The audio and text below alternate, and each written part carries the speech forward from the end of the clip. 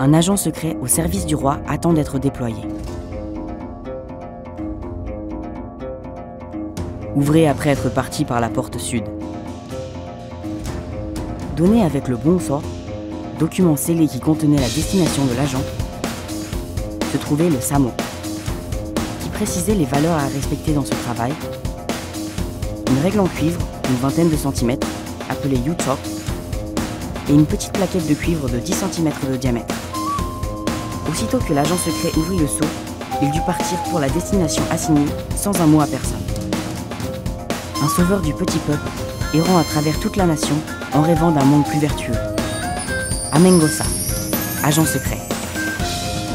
L'Amengosa infiltrait le lieu où il avait été envoyé sous l'apparence d'un pauvre érudit ou d'un mendiant. Il rencontrait un large éventail de personnes, s'informant en détail de la situation locale. Après de telles enquêtes, qui duraient plusieurs semaines ou mois, il se présentait inopinément pour inspecter les bureaux du gouvernement. C'est alors que l'Amengosa, qui s'était fait passer pour un mendiant, révélait son identité. Les serviteurs qui l'accompagnaient brandissaient le mandat de son cheval, appelé Mapé. L'Amengosa est arrivé! Le Mapé était originellement un mandat permettant de louer les chevaux du gouvernement dans le cadre d'une mission officielle. Pour un Amengosa sous couverture, c'était utilisé comme une carte d'identité et un sceau. Quand un Amengosa prouvant son identité avec le Mapé apparaissait sur le site d'un bureau local du gouvernement, le chef du bureau devait immédiatement interrompre ses fonctions officielles et recevoir une inspection.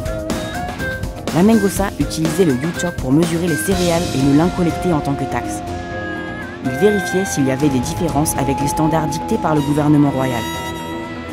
En plus de cela, il inspectait les documents publics, les entrepôts du gouvernement et toute relation exerçant des influences corruptrices sur les fonctionnaires. Toutes les fonctions gouvernementales étaient soumises à une inspection. L'Amengosa avait étudié les plaintes des habitants locaux en détail.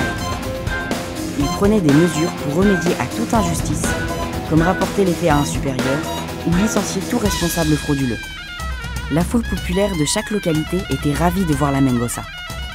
L'apparition de l'Amengosa a été comparée à la bienvenue de la pluie en période de sécheresse, dans l'expression « Osaou ». Une fois sa mission secrète complétée, l'Amengosa soumettait un soguet qui renseignait les résultats de l'inspection en détail.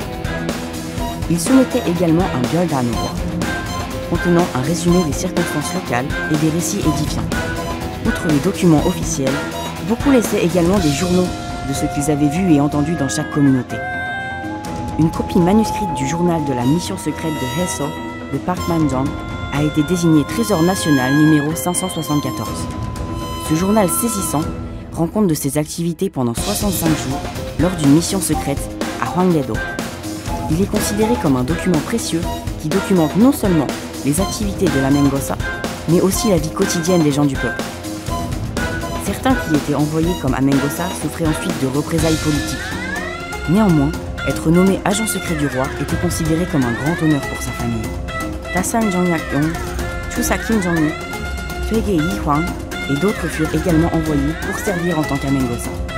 Inspectant même les endroits les plus obscurs pour réconforter les roturiers qui menaient une vie difficile, les Amengosa faisaient partie d'un système visant à déraciner la corruption et l'injustice. Leur rôle incarnait l'amour pour les gens de leur pays, car ils aspiraient à répandre les bienfaits d'une bonne gouvernance aux gens du peuple qui souffrent.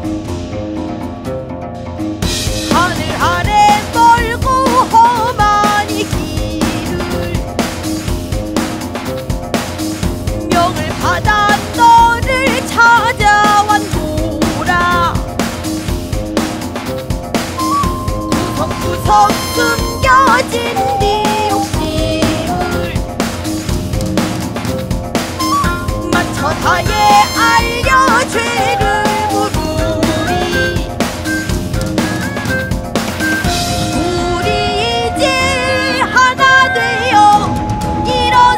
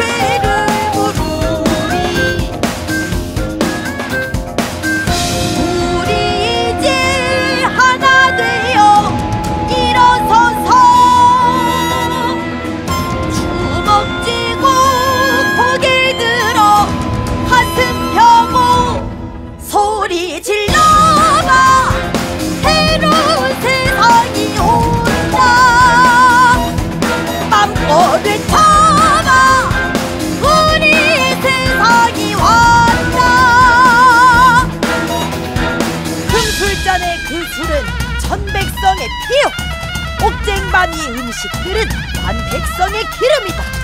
전론이 흐를 때 백성도 눈물 흘리고, 노랫소리 높일 때 원수도 높도다. 소리 질러